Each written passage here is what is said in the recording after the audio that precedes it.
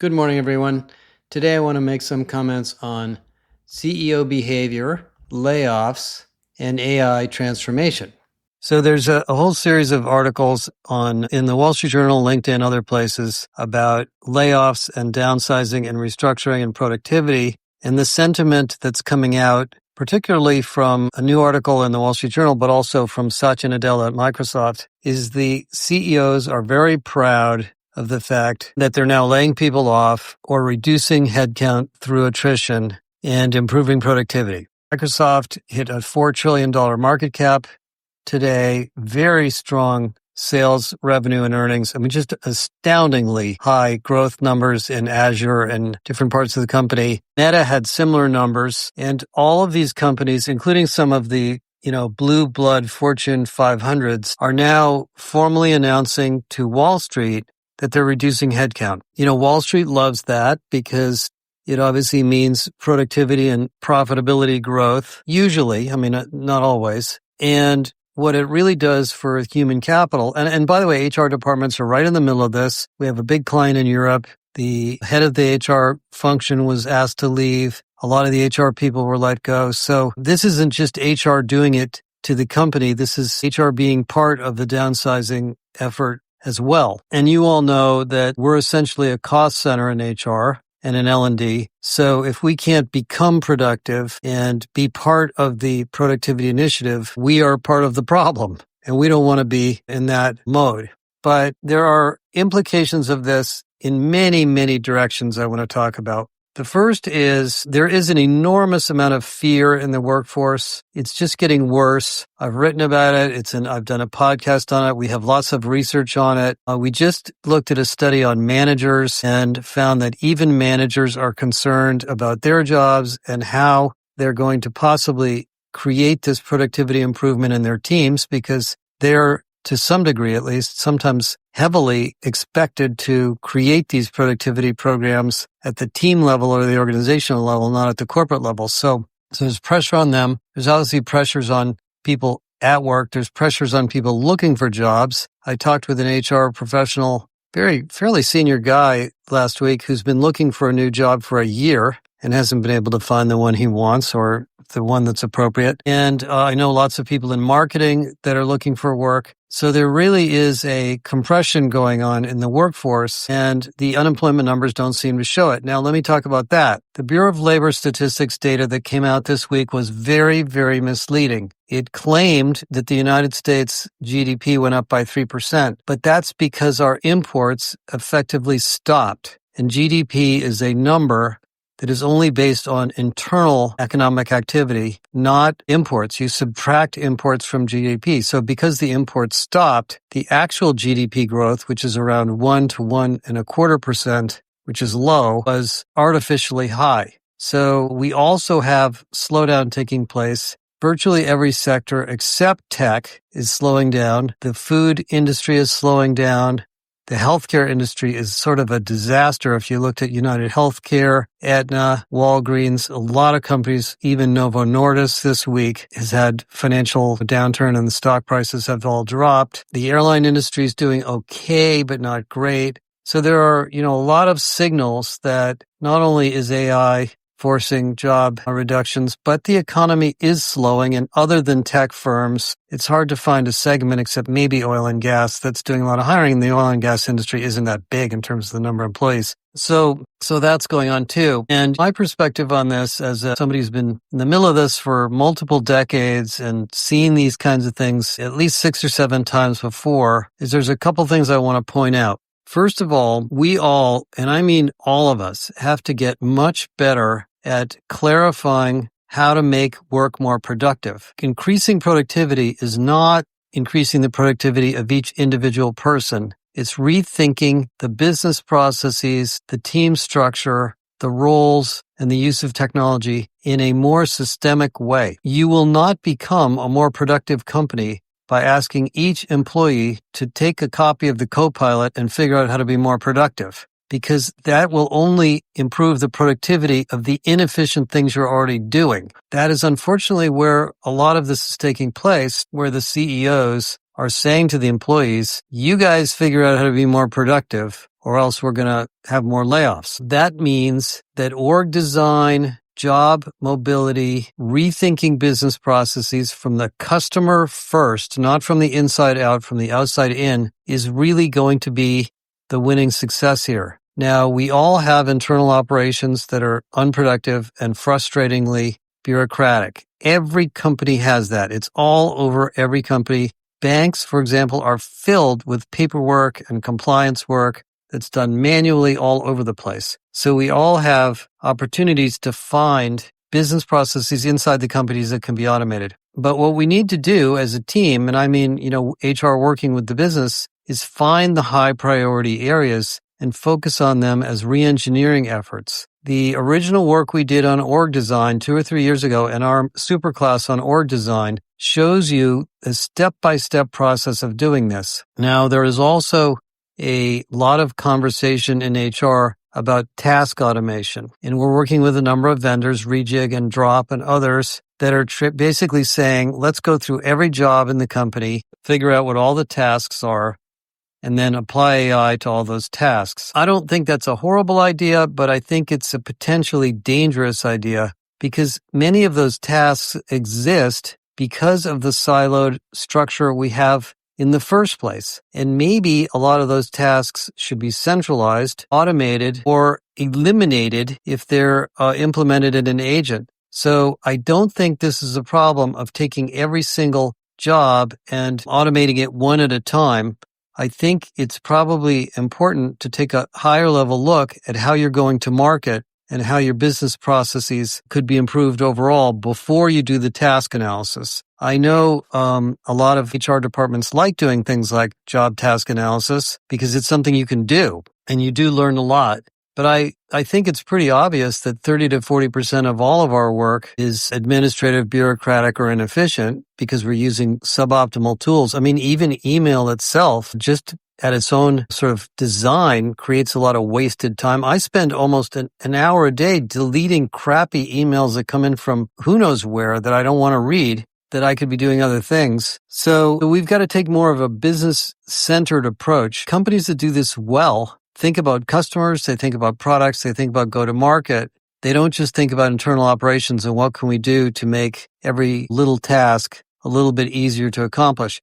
That will happen too, by the way. We'll all, become much more efficient at our day-to-day work over time, but that's not where the huge ROI is going to be. Now, there's another sort of philosophical issue here, and that is one of the ways to improve this business design is to eliminate people. This is the Elon Musk approach, which he calls first principles. And there's actually a lot of value to that. And I've seen it in some of the companies where I've worked, where when there are a lot of people around, they tend to try to find things to do. And so they create systems and programs and initiatives that allow them as individuals to do things. Of course, the natural tendency for anybody at work is to try to figure out a way that they, as an individual, can add value. So they'll create a project or a team or some initiative that feels like something that makes the world better. If half of those people didn't exist and you had to run the company on far fewer people, you might be much more creative, to be honest.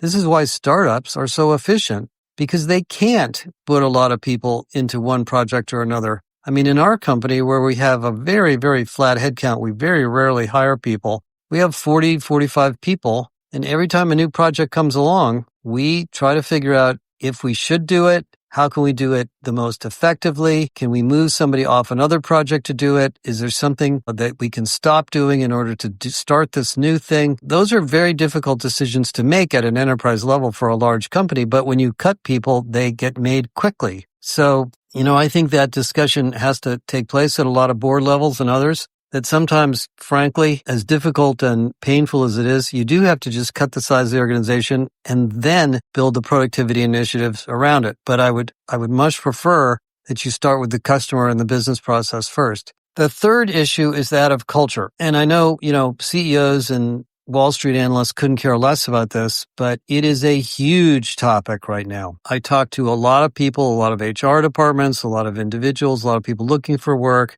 I'm sure all of you do as well. I read LinkedIn. I read a lot of other sources. There's a lot of fear and uncertainty and trepidation and confusion in the workforce. We're starting our research on what we call super managers, and you're going to see an announcement on this next week relative to Galileo. We're going to announce a really exciting offering in Galileo that's really going to be kind of mind-blowing for a lot of you. And what you find in the research on managers, a new study we just are looking through, is that managers are not sure what their job should be relative to this productivity. They're not yet convinced that the AI will replace the people that the CFO wants them to replace. And so not only are individuals concerned about their jobs and careers, but people in the middle are as well, because of course they're threatened. If you're a manager and your team is reduced in size, the first thing that goes through your head is, well, maybe my job is threatened because maybe my management role will be eliminated as well. And if my boss is breathing down my neck to do more with less, I'm not a business reengineering person. I'm a specialist in this particular domain. How do I do what I'm supposed to do? So we're creating a lot of stress in the workforce. The solution for that is not to push people harder and harder and harder, in my opinion. It's to give them a plan. Spend some time strategically and come up with the big areas of improvement you want to make in HR, in other parts of the operation, and help them join in that strategy and in that initiative. Not everyone will be involved in every productivity initiative, of course, but some people will be, and they will be excited about being part of a reengineering process. Now, I've been through this at IBM. I went through this twice or three times at IBM when I was there. At Sybase, we had a period of time where we had a small layoff and then a massive layoff and reengineering. I went through this at Digital Think, the company that bought our startup when we were doing e-learning. So I have experienced this personally. And for people that are, young in their careers or maybe just haven't had a lot of business experience, it's frightening, it's scary, it's intimidating, it's confusing. But for those of you that have been through it before, it can be extremely energizing and extremely exciting because it's almost as if you get the opportunity to sort of strip the house down to the studs and rebuild it the way you always wanted it to work. Rarely do you get to do quite that much rebuilding, but that is a very empowering opportunity. So, the reason I think this discussion has to take place in HR is that, in some cases, HR is the communicator of the bad news, but maybe not the architect of the solution.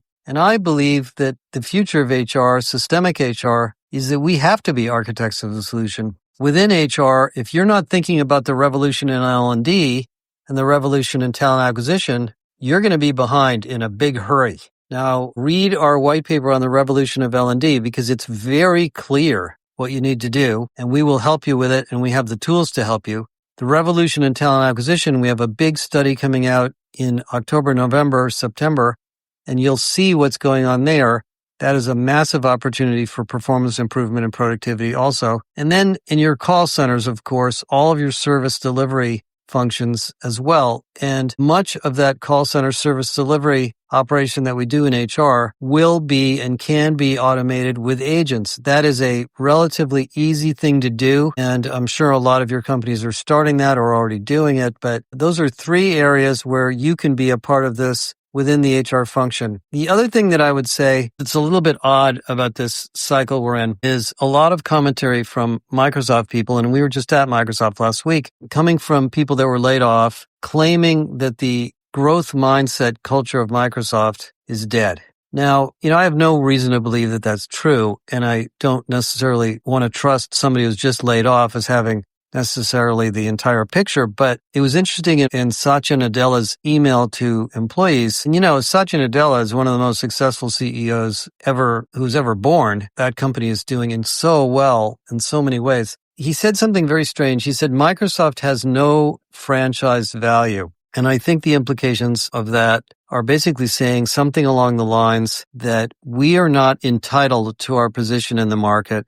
We have to earn it every day, which is the old Andy Grove, only the paranoid survive. Well, given that's true, and particularly true in tech, I would argue that there's a side of that that's not true. And that is culture, history, legacy, relationships, brand are enormous value in your business. Your products and your services and your revenue are a manifestation of your strategy, your culture, your mission, and your history. And I believe that as you cut and re-engineer and redeploy people and implement AI, if you don't remember that, you may end up in a place you don't want to be. Now, there are a few companies like Amazon that define themselves as disruption. And Amazon is the type of company that probably would never be afraid to stop something they're doing forever and just move on because they've always been that way. But Amazon's not that old. You look at a company that's been around 20, 30, 40, 50, 100 years, their brand, their products, their customers, their channels, their distribution, their partners have been built over many, many years and many, many business cycles. Boeing, L'Oreal, the luxury brands, the oil companies. And so we want to be careful, those of us that work for big companies, that in the middle of this massive rush to productivity and how proud we are of reducing headcount, that we don't hurt that important brand. I mean, if you're Delta Airlines and you're the number one most highly rated airline in the world, which they are, and they're a very well-run company. We've met a lot of people there. You don't want to sacrifice that in the interest of improving the stock price and improving the productivity in a particular quarter. And so I think in the middle of all of these downsizing and restructuring activities that are going on, I would remind you as HR people and HR leaders that in some sense, you might be the conscience that can remind people of the way we treat our team, the way we treat our customers, the way we treat our partners, the way we treat our channel is a part of the value of the company. It's embedded in the stock price. And when it all comes together, of course, the stock price goes up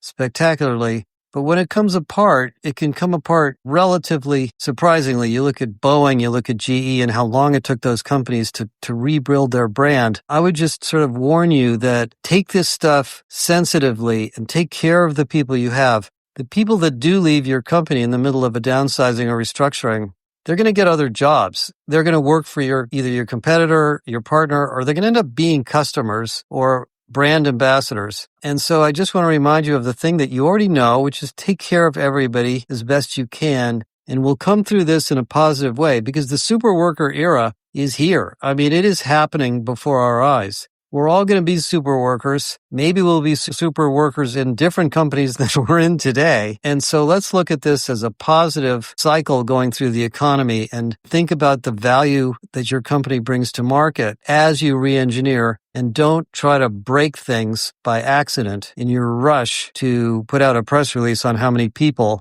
that you were able to eliminate over the last quarter. Lots and lots of things in this podcast, but I wanted to give you guys my thoughts this week and talk to you again soon. Get ready for some really exciting announcements next week in the Galileo area, which you'll see probably next Tuesday. Thank you.